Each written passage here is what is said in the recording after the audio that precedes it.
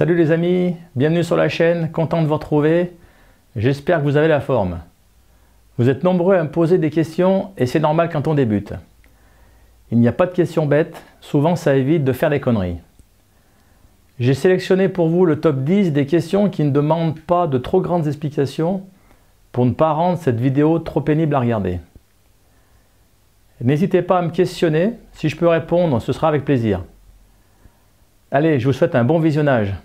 À bientôt.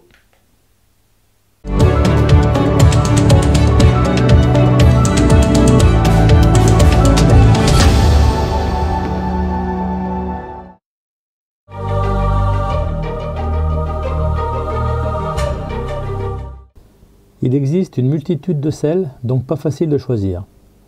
On peut déjà se limiter aux sels dits non enrichis, car le bac est vide de coraux et invertébrés.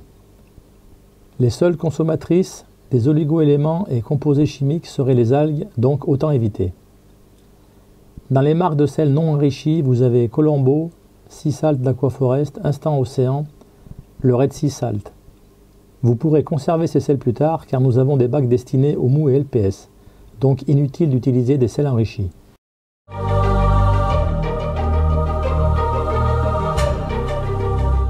Ce sujet fait débat. Je vais vous donner mon avis et comment je procède. Oui, j'éclaire dès la mise en eau, donc dès le premier jour. Faut-il réduire la puissance ou la durée d'éclairage le temps du cyclage? Je dis non. Bien sûr, on va adapter la puissance au volume du bac, mais on éclaire. L'argument des algues n'est pas justifié, car justement, les algues font partie du processus et c'est le signe d'un bon démarrage. Elles disparaîtront dès que le bac sera stabilisé. Retarder l'éclairage ne fera que décaler l'apparition des algues.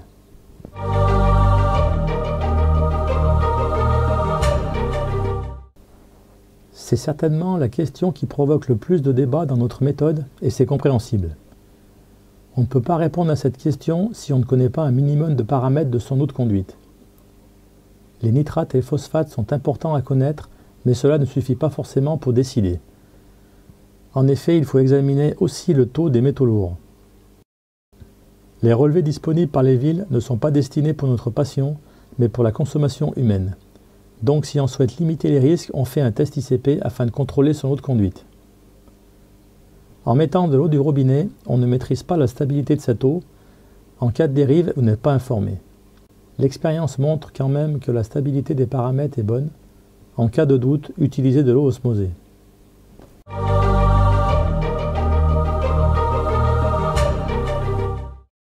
Je parlerai ici des coraux mous qui, pour la plupart, vivent dans des eaux riches en nutriments. Presque tous utilisent la zooxanthelle photosynthétique symbiotique comme source d'énergie majeure. Mais cela n'empêche pas la captation de tout aliment flottant dans la colonne d'eau, notamment lors de la distribution aux poissons. Je ne donne pas de nourriture spéciale pour coraux dans mon bac où j'ai des poissons. En revanche, je nourris mes bacs sans poissons ou très peu peuplés. Pour favoriser la pousse, une lumière à dominante bleue est plus favorable.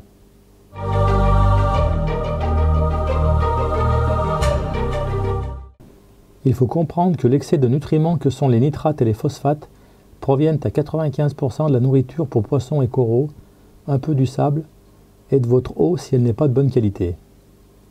Il faut donc que votre bac dégrade au moins la quantité de nutriments que vous apportez. Ceci est réalisé par les cycles biologiques que sont la dégradation par les bactéries, par l'action de la microfaune, des algues et des coraux, et de l'écumeur pour ceux qui en ont un. Si les nitrates et les phosphates augmentent, c'est qu'il manque quelque chose pour les consommer.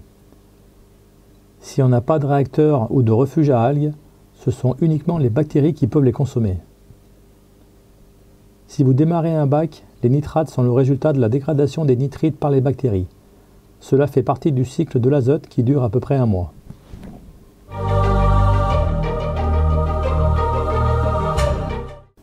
Dès la fin du premier mois, on peut introduire des coraux mous comme les Sinularia, Lithophyton, Sarcophyton, les Discosomas, les Rhodactis et les Ricordea.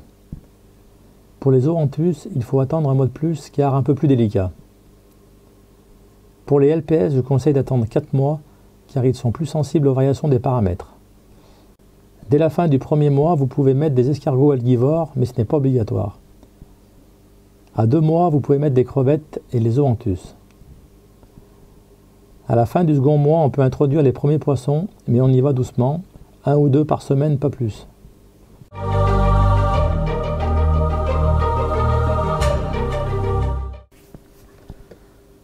On a longtemps conseillé jusqu'à 20 kg de pierre pour 100 litres d'eau afin d'assurer une activité bactérienne suffisante et ainsi maîtriser les taux de nutriments. Aujourd'hui, on conseille une réduction de 10 à 12 kg pour 100 litres d'eau car les pierres mortes sont de meilleure qualité et selon la méthode employée, vous avez soit un écumeur qui est performant, soit dans la méthode aquaexotique, le support bactérien que constitue la mousse plus le sable et les pierres sont suffisantes.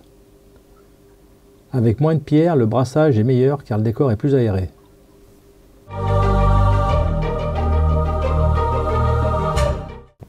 Pour que cette algue pousse, il faut bien sûr des nitrates et des phosphates, mais il faut éclairer et avoir un bon flux d'eau.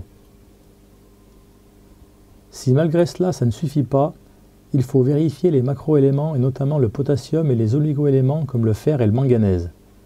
Pour cela, il faut faire un test ICP. Il existe beaucoup d'espèces de Chaetomorpha, essayez de changer. Certaines plus fines tolèrent un éclairage plus fort et poussent plus vite que les espèces d'aspect brillante.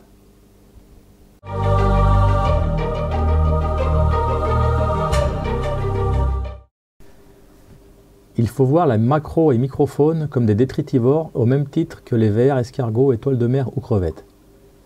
Grâce à leur travail de traitement des déchets, ils assurent en partie la dégradation de la matière organique et aident le traitement biologique du bac. Certains poissons se nourrissent que de microfaune. Un bac sans microfaune sera difficilement viable sur le long terme. D'où l'intérêt de mettre quelques pierres vivantes si vous optez pour des pierres mortes ou acheter de la microfaune.